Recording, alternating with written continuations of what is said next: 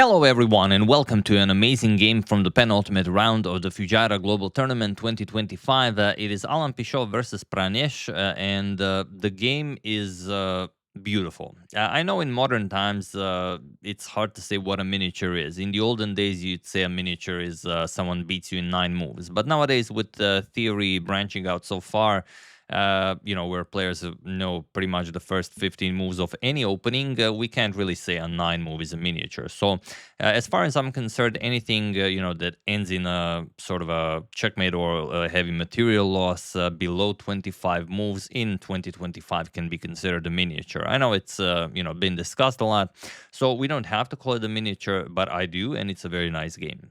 Let's check it out.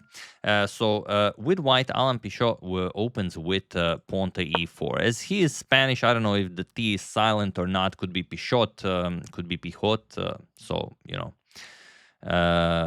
Doesn't really matter, as chess is what we are discussing here. But as usual, if you guys are maybe native Spanish speakers, feel free to send me an email and I will incorporate it into future videos. So pawn to e4, pawn to e5, we have knight f3, knight to c6, and bishop to c4. The Italian game is on the board, and knight to f6. And okay, this is the two knights defense. When I see this, I immediately go knight g5 and I feel ecstatic. But in modern times, in top level chess, d3 is the more regular customer. And okay, still can be very, very interesting. This is the modern bishop's opening, followed by bishop to c5, entering the Giuoco Pianissimo. We have pawn to c3, pawn to a6, castles, and pawn to d6. All been played before, nothing new being played here. We've now transposed into the Giuoco Piano, pawn to a4, and the bishop back to a7, sort of the unprovoked bishop to a7. And again, fairly common position, rook e1, pretty much everyone plays it. Knight b to d2 also can be played. Sometimes knight a3 is played, but here we have pawn to b4, and this is fairly rare, almost non-existent in top level chess. But there is one very, very strong player that played this quite a few times against top level opposition, and that is former world champion Viswanathan Anand. I think last time he played it was in Gashimov Memorial in 2019 against Veselin Topalov. The game ended in a draw, but yeah, obviously it's a very exciting variation. So okay, pawn to h6, we have knight b to d2, and now again there is a game that Anand also played against Vladislav Kovalev. It was in the World Blitz Championship 2018, where Kovalev continued with knight to e7. But here Pranesh goes for pawn to g5, already saying that he's interested in a wild game, as white is creating some sort of a weird setup here. So of course he will take time and challenge that king side. Still he hasn't castled, so maybe he just goes g4, maybe even h5, gives up the g pawn. Anything is possible. But we have pawn to b5, and now there is a game where knight to e7 was played. Here we have knight to a5, and it is now as of move 10 that we have a completely new game. And this is where things already get very, very interesting. The bishop here is attacked, so of course you don't want to give it up. So bishop back to a2. From a2, the bishop nicely controls the knight, and we have bishop to g4, now pinning that knight. And it's always extremely pleasurable to play this bishop to g4 move. You pin the knight, the knight cannot move, and you just, hope to move the queen, castle to safety, and everything is fine. But white challenges the center right away, pawn to d4, and now there could be some issues here. For example, if you wanted to castle, it's very unlikely that you'll be castling queenside, but if you wanted to castle kingside, already you played h6 and g5, and okay, maybe even this isn't that terrible of an idea. But let's say captures happens, and then captures on e5. Captures, and now pawn to h3, and you're faced with a very unpleasant decision. You either capture on f3 and then give white the bishop pair, and that bishop pair will be, what nightmares are made of in this position, or you go bishop h5 and then white happily goes g4, and then you lose the e5 pawn. So these are your options when deciding whether or not to castle here. Even though castles here is the top move recommended by the engine, as a human, that can't possibly end well. So Pranesh tries e captures on d4. He says, all right, let's grab one pawn in the center, so we don't have to worry about that d captures and knight captures on e5. Okay, c captures on d4. Probably he was expecting e5 and then after captures bishop to a3, because this also makes a lot of sense. You prevent black from castling, and then, you know, white is just better. I mean, good luck surviving this, but probably this is what he was planning on. But here we have c captures on d4. Alan just gives up the pawn on d4. And okay, bishop captures on d4. It is by far the best move, attacking the rook. And again, just rook to b1, saying, okay, what do you play here?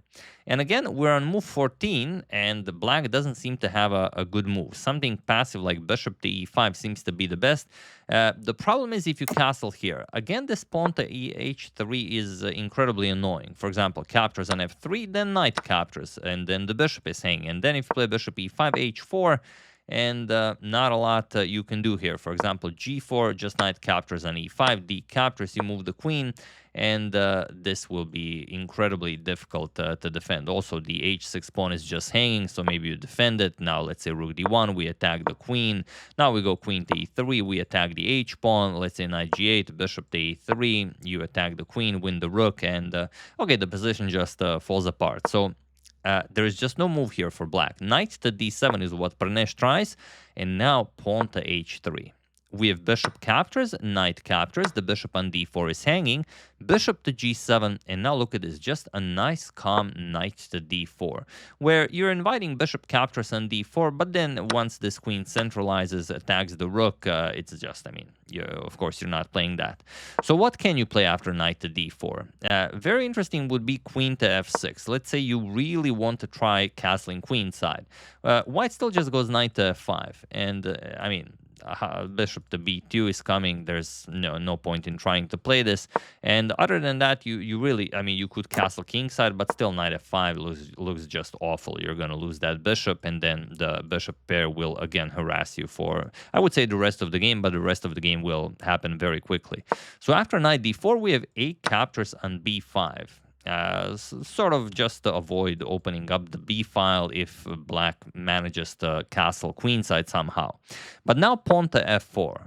White has nothing left to prove. He just wants to open up the f file and go after that f7 pawn. And we already know that castling is just terrible for black. So g captures on f4, bishop captures on f4, and now knight to c6, hoping to trade down some material. But the problem is black is dead lost here. There are many moves that win here for white, and it's even hard to choose from so many good moves. But the question is, what would you play here? And then we're going to discuss what the strongest move is and what Alan played. So while I give you a couple of seconds, solve it.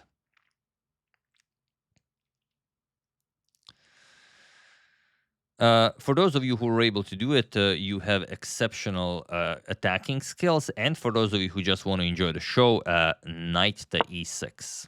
Beautiful move. And for those of you that wanted to play bishop captures on f7, this is also perfectly fine. I would argue that knight to e6 is the cooler way to end the game, because it just, you don't capture material. If you can win without capturing material, always do that.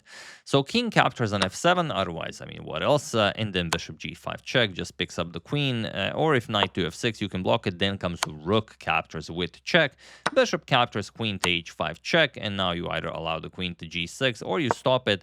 And then allow knight to e6 check with the fork. But you don't even have to capture it. The queen, you can also just go for checkmate, bishop g7, and this will be checkmate. So bishop captures on f7, also one way to do it. But here, knight to e6 is just spectacular. F captures on e6, and now queen to h5 check.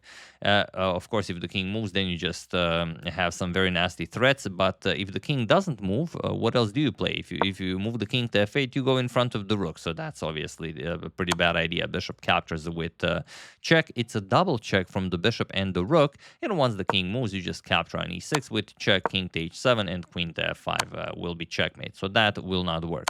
So king to e7 was played, and now again, what do you play here? I know you see it, but just in case, maybe you're having a weird moment or something, how do you win this with white? There's only one move that wins.